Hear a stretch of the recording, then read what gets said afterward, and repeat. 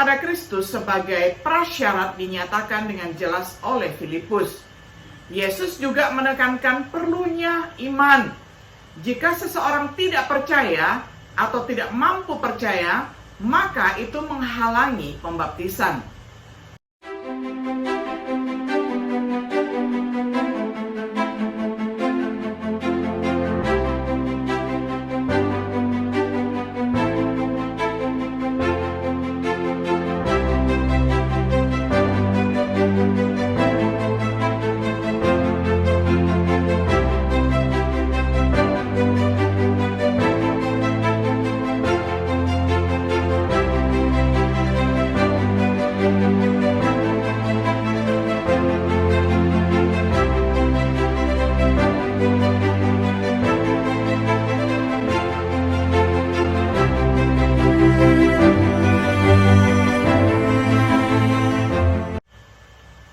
Shalom, sahabat Biblika yang dikasihi oleh Tuhan. Sungguh senang kita dapat berjumpa kembali di dalam acara refleksi sahabat Biblika. Pada hari ini kita tiba pada episode yang ke-25 di dalam serial pembahasan Kitab Kisah Para Rasul dengan tema Apa yang menghalangi saya untuk dibaptis?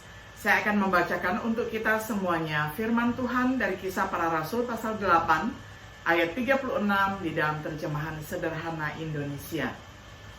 Dalam perjalanan, mereka tiba di suatu tempat yang ada air. Orang itu berkata kepada Filipus, "Lihat, ada air. Saya bisa dibaptis di situ, bukan?" Sampai semikian jauh pembacaan firman Tuhan dari Kisah Para Rasul 8 ayat 36.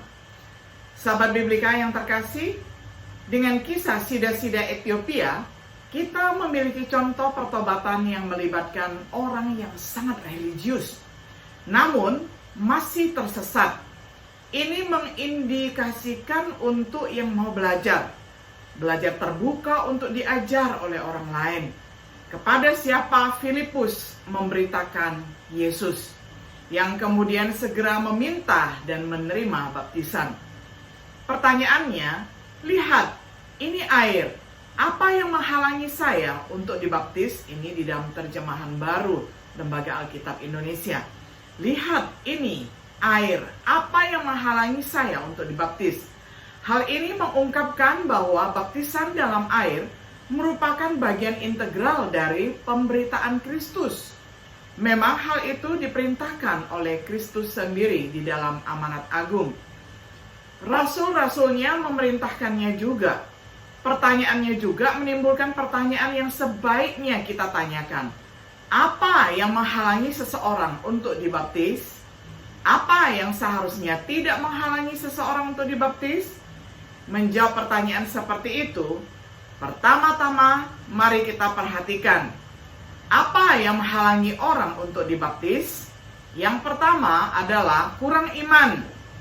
Percaya kepada Kristus sebagai prasyarat dinyatakan dengan jelas oleh Filipus. Yesus juga menekankan perlunya iman. Jika seseorang tidak percaya atau tidak mampu percaya, maka itu menghalangi pembaptisan. Yang kedua adalah kurangnya pertobatan. Pertobatan sebagai prasyarat untuk pembaptisan tersirat oleh Petrus di dalam Kisah Para Rasul pasal 2 ayat 36 sampai 38. Ini jelas merupakan prasyarat agar dosa-dosa seseorang dihapuskan. Jika seseorang tidak bertobat atau tidak mampu bertobat, maka itu menghalangi pembaptisan. Yang berikutnya, kekurangan air. Kita berbicara tentang baptisan dalam air. Baptisan yang menghapus dosa, karena itu adalah menggambarkan tentang penguburan bersama dengan Yesus. Jika tidak ada air, maka itu menghalangi pembaptisan. Tentu saja kekurangan air jarang menjadi masalah. Tuhan telah membuat air berlimpah. Kurangnya iman atau pertobatan adalah satu-satunya hal yang menghalangi seseorang untuk dibaptis. Namun orang sering membiarkan hal-hal yang seharusnya tidak menghalangi mereka untuk dibaptis. Sekarang mari kita periksa hal yang kedua, apa saja yang seharusnya tidak menghalangi. Beberapa orang terlalu bangga untuk mengakui bahwa mereka membutuhkan pengampunan atas dosa-dosa mereka. Beberapa orang terlalu bangga untuk mengakui bahwa mereka keliru tentang kebutuhan mereka untuk dibaptis.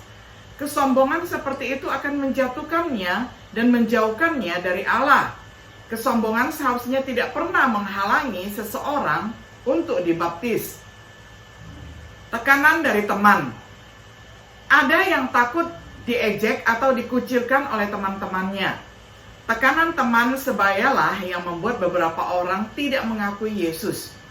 Yesus menjelaskan bahwa apa yang orang lain pikirkan seharusnya tidak mempengaruhi kita.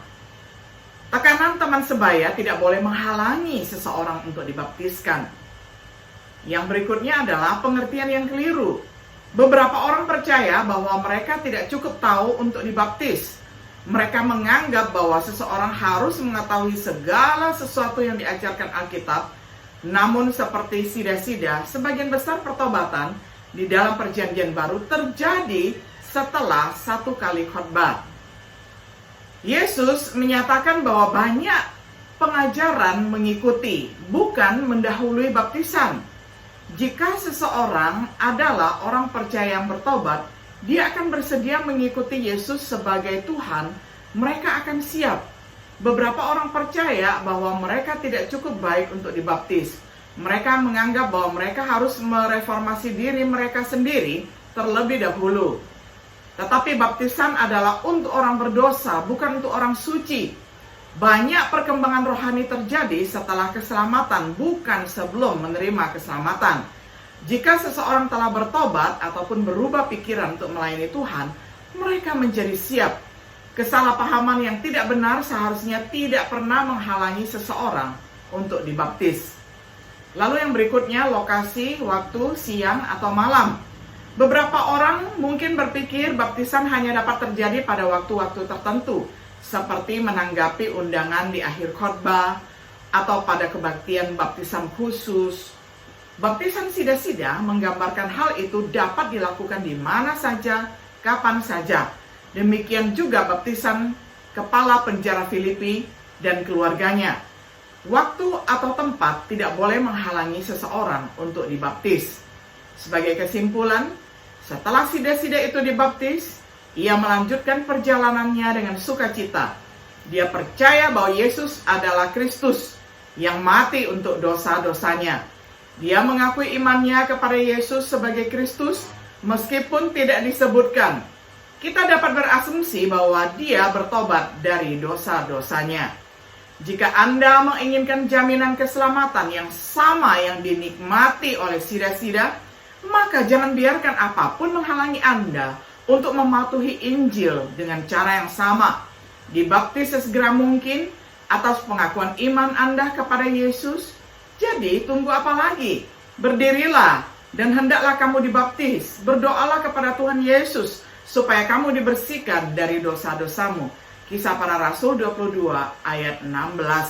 Sahabat Biblika yang dikasihi oleh Tuhan, biarlah setiap diri kita yang mengetahui ada prospek orang yang sudah diinjili dan mau dibaptis, kita mengusahakan mereka dan menolong mereka bagaimana caranya mereka dapat menerima baptisan.